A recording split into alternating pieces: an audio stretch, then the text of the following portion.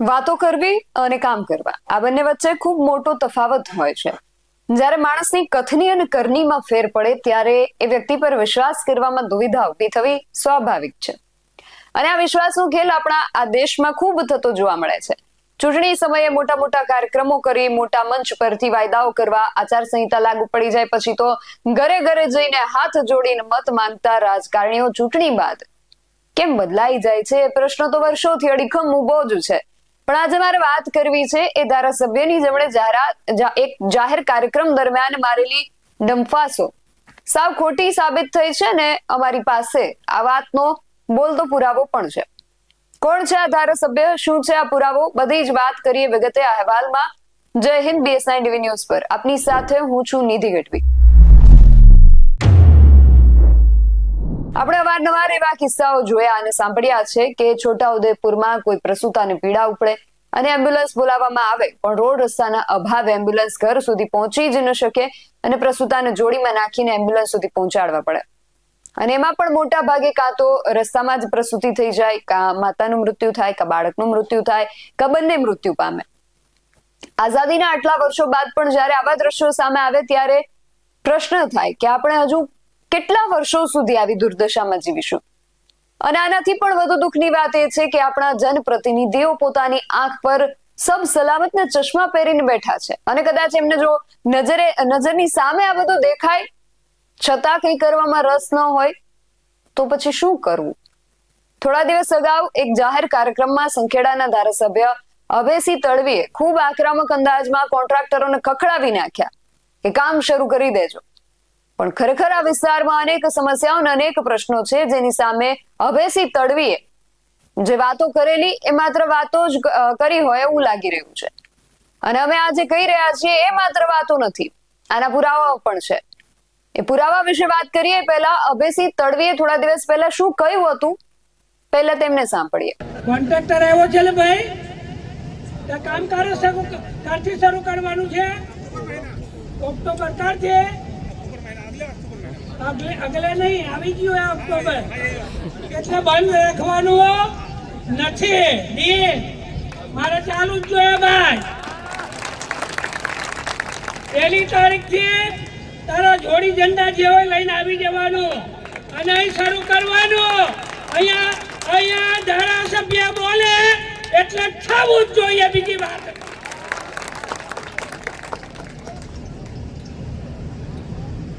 Phone બંધ કરી દે તું હમણાં તારો, બધા કંચો બંધ. હા, થોડી વાર સાંભળજો બધી. 5 વર્ષનું બધું ભાથું અહીંયા એક જ ફાઇલમાં છે. હા, એટલે કેટલાને પાછું એવું ના લાગે ના ધારાસભ્ય આવું બોલ્યો, આવું ના થયું એવું કહેવાનો ચાન્સ જ નથી હાલવાનો અને હાલું પણ નહીં. મારા ઇરફાનભાઈ કાલે લેતા હતા, એટલે પાણી બહુ આવે છે, પાણી આવતું હતું તારે બી એનો વિડીયો મેં જોતો હતો ઇરફાનનો. આટલું પાણી હતું કે સાચું કે મેં જોઈ લો. હા, એટલે તને યાદ કરાવું છું બધું. કાલે બી તમે લીધો કે ભાઈ આ કામ થશે કે નહીં. આ ભારતીય જનતા પાર્ટીની સરકાર ખાતમુહૂર્ત બી કરે છે અને લોકાર્પણ બી આપણી સરકાર કરે. અમે બીજાનો નંબર જ નહીં લાગવા દેતા અને લાગવાનો પણ નથી. આ ડંકાની ચોટ પર બધા જોઈ લે, બેનો લાગશે કોઈનો? હે, આ સુકાપુરાને મારે યાદ કરવું છે.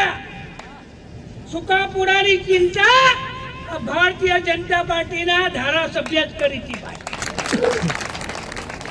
સાચું ના તારું કામ ને? હા, એટલે મેં યાદ કરીને બોલું છું આજે, એટલે બધાને સમજ બી પડે. અમારો વિઠ્ઠલ હોય, ગંગારામ હોય, મહેશ હોય, વેગનાર વાળા હોય, વેલાડી વાળા હોય, સિંધી કુવા વાળા હોય, ભગવાનપુરા હોય અને પેલી લુણાદરા વસાત વાળા બી હોય, આ બધાને આ પુલ કામ લાગવાનો છે. વિડીયો આવે 108 જતી નથી એવા વિડીયો આવે અને રજૂઆત તમારો ધારાસભ્ય વિધાનસભામાં બી બોલે અને મુખ્યમંત્રીને બી બોલે પછી વધાવીએ. અને હજુ તો ઘણા બધા કામો છે. આ અશ્વિન નદી ઉપર મોઢલા પુલ આપણે કામ ચાલુ છે. આંબાપુરા, ખરેડા, રાનેડા, પછી આપણું છેવટનો પુલ તૈયાર થઈ ગયો. આ બધા કામો બોલી બોરિયાત આ બધા કામો થઈ ગયા છે. અને આપણું આ રાજપુરાનું કામ આ નદી એ પણ આપણે કામ કરવાનું છે. અને પોટલી પર આપણે આવવાનું છે પાછું. અને બીજી એક રજૂઆત હતી આ ઢેફા એ આપણી વિધાનસભામાં આવે છે. અને એનો જિલ્લો છે ગરડેશ્વર તાલુકો લાગે અને નર્મદા જિલ્લો આવે. એટલે આપણે જેમલગઢથી ઢેફાનો પુલ પણ આ ધારાસભ્ય લેટર પર માગણી કરી છે અને માગણી કરીએ જ છે. એટલે એ બધું આવશે પણ આ તો કાગળ જ લખ્યો છે હજુ. કે ઇરફાન? હા, એટલે મને ખબર જ છે આ વિસ્તારની અંદર શું શું જોઈએ, કયા ગામમાં શું જોઈએ, છઠ્ઠી આમલીમાં શું જોઈએ, ગટાસામાં શું જોઈએ, સમરપુરામાં શું જોઈએ, લાવાકોઈમાં શું જોઈએ, મોટી ઝાડીમાં શું જોઈએ. આ બધું જ આ ધારાસભ્યને ખબર છે. આ 10 વર્ષ મને મારી પ્રજાએ તમે મને મત આલ્યા એ મતના 1000 કરોડના કામ આ નસવાડી વિધાનસભામાં આપણે લાવ્યા છે. હે એ બધું આવશે. બધું બેહો આપણે. એ બધું તમે બેહો બધું આવશે. ભાઈ રજૂઆત કરો, લેખિતમાં આલવાનું. લેખિતમાં અહીં ઓફિસે આલવા જાઓ. જેની બી રજૂઆત હોય એ ધારાસભ્ય બોલવાનો કરવાનો જ છે. એ તમારું હાથ બેડિયા બી લઈ લીધું અને કેસરપુરા બી લઈ લીધું, નવગામ બી લઈ લીધું. આ બધું ધારે રાત જાય હાકરતમ. એટલે હાકરતમ નોતરું કરવાનું. હવે નહીં બોલતા. હાકરતમ નોતરું થાય ને ભાઈ? બોલો વિઠ્ઠલ, આ બધા બોલો. તમારી બહેનો તમારો વેગનનો રસ્તો બી મેં હમણાં તાત્પુરત કરવા મેં આવું જ છું. અને મારું ચૂનાખાન છે ને એની પણ મેં ફાઇલ મોકલી છે. એનું નારું અને એનો રસ્તો પણ લાવવાનો છે. એટલે કોઈ બાકી રહેવાનું આ ધારાસભ્યને જે રજૂઆત કરે એ ધારાસભ્ય લાવ્યો જ છે ભાઈ. મેં મારો કોલર ઊંચો જ છે અને તમારો કોલર ઊંચો રાખજો. તમે બધા ઊંચો જ રાખજો. કોઈ કશું રહેવાનું નથી. આ કોઈની હારું બાકી રહે ના એવું તમે કરજો પાછા. હા, પછી મારું બાકી રહી ગયું. હજુ તો બીજું બોલતો જ નથી. હજુ કેટલા બધા કામો છે. પણ આ એમનું કહેવું છે આ કાર્યક્રમમાં એ બોલ્યા કે ઘણા એવા વિડીયો સામે આવે છે જેમાં એમ્બ્યુલન્સ જતી નથી. તો તમારો આ ધારાસભ્ય છે એ વિધાનસભામાં પણ બોલે અને મુખ્યમંત્રીને પણ બોલે.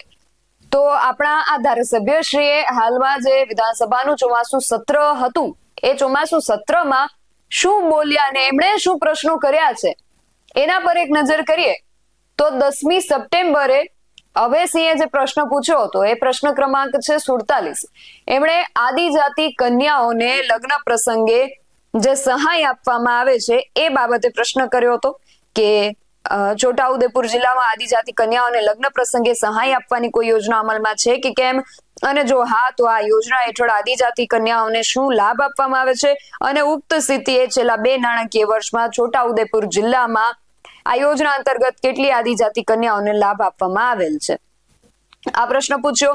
અને એ સિવાય 10મી તારીખે પ્રશ્ન ક્રમાંક 149 જેમાં એમણે પૂછ્યું છે કે છોટાઉદેપુર જિલ્લામાં નવા સ્થાયી પશુ દવાખાનાઓ બનાવવા બાબત એનો એમણે પ્રશ્ન પૂછ્યો છે કે કેટલા દવાખાનાઓ છે અને આ જિલ્લામાં કુલ કેટલા નવા સ્થાયી દવાખાનાઓની સ્થાપના કરવામાં આવી છે. એ પહેલા 9મી તારીખે એમણે જે પ્રશ્ન પૂછ્યો હતો પ્રશ્ન ક્રમાંક 7 છોટાઉદેપુર જિલ્લામાં ખેતીવાડી વીજ લાઈનના ખુલ્લા તારને કોટેડ કરવા બાબતે એમણે પ્રશ્ન પૂછ્યો છે અને કેટલા કોટેડ વાયરમાં રૂપાંતરિત કરવામાં આવ્યા છે એ પૂછ્યું છે ને એમાં કેટલો ખર્ચ થયો છે એ પૂછ્યું છે. એ સિવાય પ્રશ્ન ક્રમાંક 108 છે એ પણ અભેસીનો છે. એમાં એમણે રાજવાસણા રબર ડેમ વિશે પૂછ્યું છે કે આ જે ડેમની કામગીરી છે કયા તબક્કે ને પહોંચી છે ને એની પાછળ કેટલો ખર્ચ થનાર છે અને ક્યાં સુધીમાં આ કામગીરી પૂર્ણ થવાનું આયોજન છે એ પૂછ્યું છે. એ પહેલા 8 તારીખે એમણે જે પ્રશ્ન પૂછ્યા એના પર પણ નજર કરીએ તો પ્રશ્ન ક્રમાંક 90 છે એ અભેસી તડવીનો પ્રશ્ન છે. એમાં એમણે છોટાઉદેપુર જિલ્લામાં જાહેર હેતુ માટે જમીનની ફાળવણી બાબતે પ્રશ્ન પૂછ્યો છે. આ પૈકી કેટલી દરખાસ્તો મંજૂર કરવામાં આવી છે, કેટલી મળી છે અને કેટલી જમીન ફાળવવામાં આવી છે એનો પ્રશ્ન પૂછ્યો છે. અને એ સિવાય એમણે જે પ્રશ્ન એક પૂછ્યો હતો એ તો ખૂબ રસપ્રદ પ્રશ્ન છે. પ્રશ્ન ક્રમાંક છે 163. એમાં એમણે પૂછ્યું છે કે મહેસાણા જિલ્લામાં નાસ્તા ફરતા આરોપીઓને પકડવા બાબત કે નાસ્તા ફરતા કેટલા આરોપીઓને પકડવામાં આવ્યા છે આ પ્રશ્ન એમણે પૂછ્યો હતો. એટલે અભેસી આ જે પ્રશ્ન પૂછ્યો છે એ પ્રશ્નની સામે એ પ્રશ્ન થાય કે સંખેડા, છોટાઉદેપુર આ બધું છોડીને મહેસાણા જિલ્લામાં કેટલા નાસ્તા ફરતા આરોપીઓ છે અને એમાંથી કેટલા પકડવામાં આવ્યા છે એ જાણવામાં અને એ પૂછવામાં એમને રસ છે. પરંતુ રસ્તાના અભાવે છોટાઉદેપુર જિલ્લાની પ્રસૂતાઓ કેમ મરી રહી છે આ પ્રશ્ન પૂછવાનું એમને કેમ ન સૂઝ્યું. અને આ જે બધા પુરાવાઓ હતા આ તો માત્ર કાગળિયાના પુરાવાઓ છે. અમારી પાસે હજુ બોલતા પુરાવાઓ પણ છે. જનેક સમસ્યાઓથી ત્રસ્ત થઈને પોતાના ગામમાં એક પુલ આપવાની માંગણી કરી રહ્યા છે. નસવાડી તાલુકાના ટીંબા ગામે 690 થી વધુ લોકોની વસ્તી છે. આ ગામ પાસેથી અશ્વિન નદી પસાર થાય છે. જ્યારે નદીના સામેના કિનારે સસ્તા અનાજની દુકાન આવેલી છે. વાડિયા ગામ જે નજીકમાં છે ત્યાંથી દૂધ ડેરીમાં દૂધ ભરવા માટે જો જવું હોય તો દરરોજ આ નદીને ઓળંગીને જવું પડે. મેઇન રસ્તો જે છે ત્યાં જવા માટે પણ 5 થી 6 કિલોમીટર ફરીને જવું પડે. ખેડૂતોની જમીનો પણ સામે નદી કિનારે આવેલી છે. એટલે દરરોજની આ જે સમસ્યા છે નદીને પાર કરવાની એનાથી ગ્રામજનો પીડાઈ રહ્યા છે, ખૂબ ત્રસ્ત થયા છે. દર વખતે નેતાઓને ચૂંટણીના સમયે આ ગ્રામજનો રજૂઆતો પણ કરે છે પણ આ સમસ્યાનો કોઈ ઉકેલ નથી આવી રહ્યો. પોતાની વ્યથા ઠાલવતા આ ગ્રામજનોએ શું કહ્યું એમને પણ સાંભળીએ. અને પાણી આવે તો બહુ મુશ્કેલ પડે છે. તો ફરીને સામે શું કામ માટે જાવ? સામા વાડિયા દૂધ ભરવા માટે જવું પડે અને સસ્તાની દુકાને માલ લેવા જવા માટે દુઃખ પડે છે. નદી કાંઠેનો આ પુલ બનવું જોઈએ. અમારા ગામના પાદળ મેં અશ્વિન નદી આવેલી છે. હવે અમારે વાડિયા સસ્તી અનાજની દુકાન આવેલી છે, દૂધ ડેરી આવેલી છે. એક જ રસ્તો હશે અમારો, કોઈ બીજો કોઈ રસ્તો નહીં. 6 થી 7 કિલોમીટર ફરીને જવું પડે છે. એટલે સરકાર પાસે એવી નમ્ર વિનંતી છે કે અમને કંઈક મિની પુલની અહીં જોગવાઈ કરી આપે એવી અમારી નમ્ર વિનંતી છે. પછી અમારા ખેડૂતો હામા કાંઠે આવેલા છે. કદાચ ચાર પૂંજો લાવવો હોય અમારા પશુ માટે તોય અમે લાવી શકતા નહીં. અને પાણી કદાચ ઓછું થાય તોય છતાં અમારે જીવના જોખમે ઉતરવું પડે છે. એટલે મિની પુલની એક માંગ છે અમારી, એટલી માંગ પૂરી કરે એવી નમ્ર વિનંતી છે. અમે વર્ષોથી સરકારને એવી માંગણી કરીએ છીએ કે અહીંયા અમારે પુલ બની જાય. અમે આ ઉનાળો શિયાળોમાં તો ચાલી જાય પણ આ ચોમાસુમાં એટલી તકલીફ પડે છે કે અમારે નાનું અમથું કામ હોય થોડુંક બી પણ અમારે થોડીક જ નદી કાઢવા માટે અમારે જવું પડશે. બીજા ગામમાં રહીને 4, 5, 7 કિલોમીટર રહીને જવું પડે છે અમારે. એટલે અહીંયા જો નાનો કોઈ બી જેવો પુલ બની જાય તો અમારે સારું થાય એમ. સામેના કિનારે શા માટે જવું પડે તમારે? અમારે ત્યાં ખેતરો આવેલા છે. આ અનાજ માટે જવું પડે વારંવાર. દૂધ ભરવા દરરોજ સાંજ સવાર જવું પડે. એ બી અમારે પેટ્રોલ બાળીને વધારે જવું પડે. 1 લીટર દૂધ માટે અમારે ઠેઠ આમ ફરીને જવું પડે એમ. એટલે 1 લીટર દૂધ ભરવા તો જવા જ ના થાય પણ મજબૂરી માટે અમારે જવું પડે સાહેબ.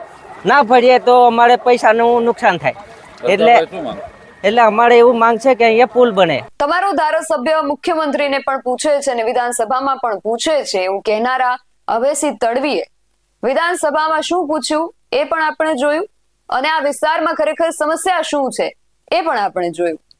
હવે આવામાં આને કથની અને કરનીમાં ફેર પડ્યો ન કહેવો તો શું કહેવું એ મને નથી સમજાતું. આ વિષયને લઈને તમારું શું માનવું છે? તમે શું સમજી રહ્યા છો? અમને કમેન્ટ કરીને ચોક્કસથી જણાવજો. આવા જ વધુ અહેવાલો સાથે મળતા રહીશું. તમે મારી YouTube ચેનલને સબસ્ક્રાઇબ કરવાનું અને અમને Facebook અને Instagram પર ફોલો કરવાનું ભૂલશો નહીં. બાકી અવનવી અપડેટ્સ માટે આપ જોતા રહો BSI TV ન્યૂઝ. નમસ્કાર.